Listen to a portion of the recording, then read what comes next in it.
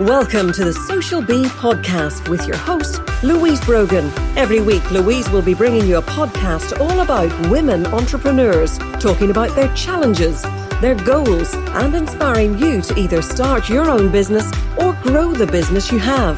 Visit www.socialbni.com to join our community and pick up some lovely freebies to start marketing your business online today. Hello and welcome to today's episode of the Social Bee podcast. Today I am really excited to introduce Laura from, I'm sure probably a lot of you already know her, but Laura runs the Worditude Club, which is about helping entrepreneurs with their copywriting. I actually came across Laura through Sinead Steenson, who is in one of my previous podcast episodes. And Laura has a great following online because whenever somebody says, oh, what member clubs are you in? Whenever somebody mentions Laura's club, everyone else goes, yes, it's amazing, I'm in there too. So you have lots of raving fans, Laura. It's not even like masses of people, but the ones that I have are so passionate and they're so generous with their time that they take time to answer those questions. So it looks like I've got thousands of people just on the lookout to post answers to those questions, but it's just a few people that are very supportive. But isn't that wonderful? All you need is a few raving fans to spread the word about your work.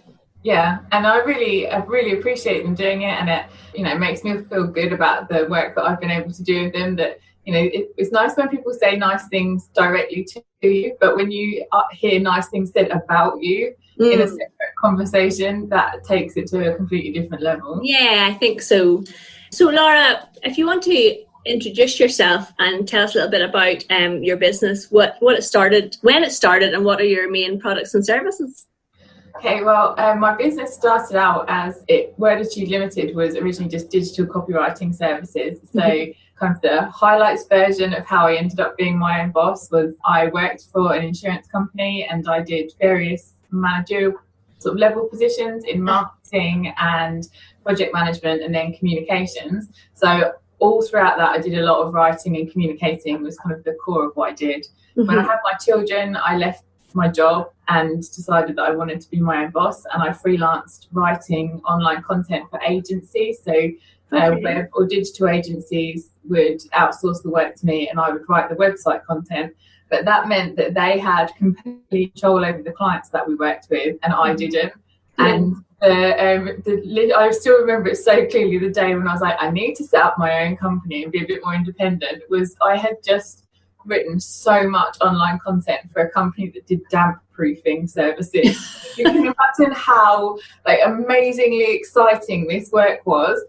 And my contact at the agency wrote back to me and said, great news, they loved what you did so much, they've given us their whole franchise and we have 5 damp proofing websites that we need content for. I was like, excellent news, I'm really pleased for you, but unfortunately I'm completely booked out now. So I literally just ran away from that. I wasn't booked out at all, but there was no way I was going to write one more word about damp proofing and realised that I needed to set up my own identity and have a website of my own so that I could have a bit more control over the kind of people that were attracted to working with me, and then I could work on something a bit more interesting than damp proofing. When was that, Laura? When? Yeah. That was so my company is just turned 3. So as a limited company, that was 3 years ago. So I was freelancing for about 3 or 4 years before that. Okay. And there was about 6 months where I was just still freelancing. I didn't have a separate company and I was trying to make it on my own, but without having this separate identity as a company. But I found it very difficult to get out of that freelancer's mindset of I will literally just take whatever work is there and not being selective. So it didn't really make a lot of sense to set up a limited company, and widely I was told don't do that because it's a lot of hassle. I felt like I needed to do it to create a kind of a mental break or a bit of distance, that I might have been this freelancer that would take on all sorts of work, but my company was about doing this type of work for this type of people, and that I worked within that company. And that just helped me get that kind of separation and start creating a brand identity that now people recognise. And it kind of gave me that control that I needed so that I could be doing work that I enjoyed doing. Yeah. That wasn't a highlights version at all. That was a really long version of how I was doing this. No, I find that really interesting, because there are Facebook groups of freelancers, and common questions are, how do you get out of work, turning down work that you don't actually want to do, and the whole mindset of a freelancer versus being a company. So I find that really interesting. How did you start to find your clients then when you set up as your limited company? So I started hanging out. A few months before I'd set up the company, I had started to connect with different communities online in Facebook groups. So like those kind of freelancing communities, communities for small businesses. Inside the Female Entrepreneur Association was like the biggest group that I joined, and just like the worst kind of lurker. So I would just look and just learn, and what was it that people needed, and what was a common complaint. So people who know me now probably think that's quite difficult for me to hold back and not be like commenting on stuff all the time, because I'm one of the noisier people on social media. But that's what I did. I just kind of lurked around for a good few weeks just to see if I could spot patterns of the type of content that people needed help with. So was it blog posts, emails, was it sales pages? Where were they really struggling? Yeah. And also what was making it difficult for them to hire somebody. And you could pick up that, that was about pricing. Like, I had absolutely no, how would you know if somebody was any good? How would you know if what they were pricing was fair?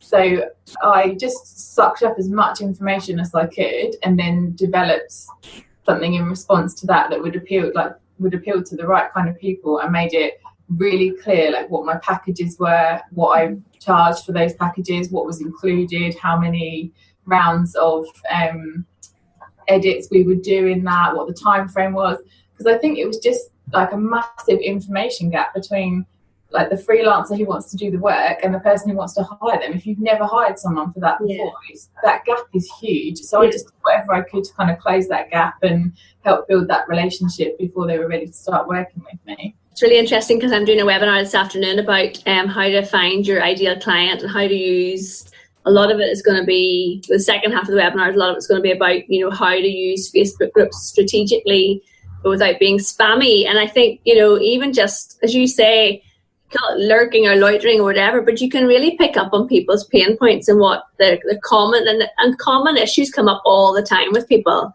It's just really noting those down. And one thing that Janet Murray says is, if you take the words that they have in their pain points and use those words back at them in your copy, then people think, oh, she's talking directly to me. Would you agree with that? I definitely do agree with that. And another way that I do that is, if you go onto Amazon, you kind of need to go on Amazon.com, because you'll get way more reviews than on .co.uk. Yeah. But if you go on there and look for the type of books that your people would be looking for, and then just read the reviews, and they are only able to explain their review in their own language.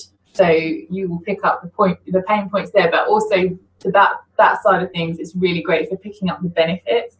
But I think because we have the curse of knowledge, when we try and communicate what our product or service does, we communicate especially the benefits in terms of like, this is how you'll feel afterwards. And for someone who's so far away from the outcome, it's difficult for that to mean anything. Yeah. If you look in those reviews, you can see people who have benefited from the book. They talk about the benefits in their own language, and obviously you're not writing a book, but your service is kind of leading to the same outcome, and you can use those words and reflect that in your copy too. And also I find that's great for things that if I had not even considered building it into my product or package, and I see someone in a review say this part of the book really helped me, I think, oh, actually I could do that. I could say that. So it's like constantly evolving. So as you're gathering ideas to write your sales page, you're also developing the product at the same time. So if I was saying I can help you with your copywriting, and then somebody saying, well, I'm struggling specifically with this bit, and you thought, oh, I hadn't included that, so you can add it in yourself. Yeah, exactly. Yeah, because it's I always say this, your sales page is not a static page. It's like a living, breathing creation, and you should change that in response to your audience's feedback. I change mine all the time. Yeah, it's never done, and it is difficult, because I'm really great at procrastination. I could, like, if that was an Olympic sport, I'd have every medal. I like to research things to death before I take action, and then make it really, really perfect before I put it out there.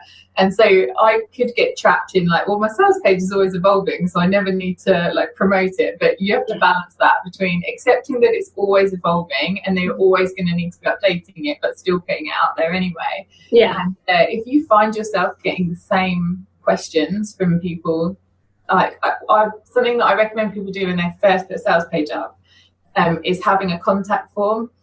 I know that you really want to just drive sales and you should have one clear call to action, but in the very beginning, if you're not totally clear on your sales page, people will not reach out to you. If you have a contact form, it just helps bridge that gap a little bit. And in that first week or two, if you see consistently the same questions coming through, you know that there's a gap on your sales page and you need to go back and update the content. That's very good. People are, like, emailing you or have the same reaction when they first start working with you. Like, that's classic. Someone starts working with you and then they go, oh, I didn't know that was included. You think, okay, well, I've not made that very clear. Yes. You need to go back and add that on the sales page. That's really good advice. On some sales pages, you have the little chat box. Do you use that, or do you only use a contact form? Got, like, a live chat box. I never use that. No. Because I'm so, like, in fact, I put often on my contact forms, I'll say something like, I will get back to you as soon as I can. I'm probably sleeping. And it doesn't matter what time zone you're in. That's not relevant. I'm probably sleeping. Or with my cat. Yeah, I do like a nap in the middle of the day as well. Well, why not? Oh my goodness, if you've got the space to do that, sounds fabulous. That's why I don't have a job, so I can nap. Yes, or otherwise we'd have to move to Spain and have our siestas. That's a good point.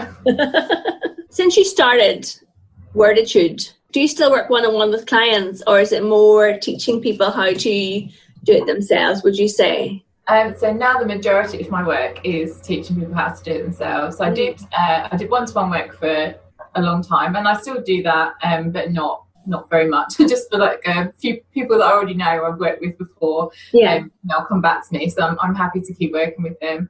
And the most of the work I do is helping other people to do it themselves. Mm-hmm. And the reason that I did that is because I felt like you can't just spend loads of money having a really awesome sales page and then go, like, and now I'm done, because it's such a small part of what needs to be done. Yeah. So, the whole framework of what I teach is that you are connecting with complete strangers. They don't even know that you exist, but the strangers have a problem that you could help them with. Yeah. But you can't help them because they don't know that you exist. So I take people from that stage of getting in front of those new people. Okay. And then nurturing that relationship so that they can develop trust in you. They know that you're a credible, reliable person that can help them, right through to the point when they're ready to buy. And then even after they buy from you, they become your raving super fans that will jump up in a Facebook group and say, oh, this person can help you with this.